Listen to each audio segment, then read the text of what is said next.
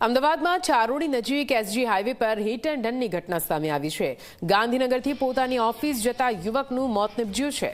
અજાણ્યા વાહનની ટક્કરે કથન ખાચરિયાનું સ્થળ પર મોત નીપજ્યું। એસજી હાઈવે 1 ટ્રાફિક પોલીસે વાહન ચાલક સામે નોંધી છે એફઆઈઆર। ફાર્મા કંપનીમાં મૃતક કથન ખાચરિયા કરતો હતો કામ। ગાંધીનગર ખાતે પોતાના મામા સંજય પંડ્યાના ઘરે રહેતો હતો।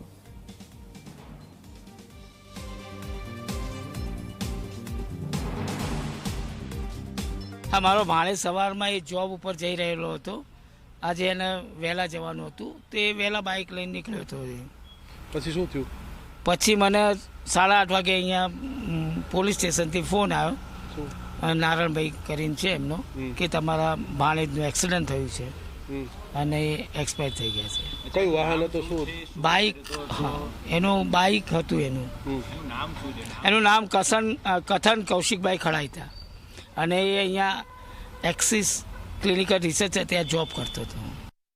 હજી બનાવ બન્યો છે એને જે તે જગ્યા ઉપરથી જે મરણ જનાર છે એમની ડેડ બોડી અને ત્યાંના પંચનામા અને હોસ્પિટલની કાર્યવાહી ચાલુ છે।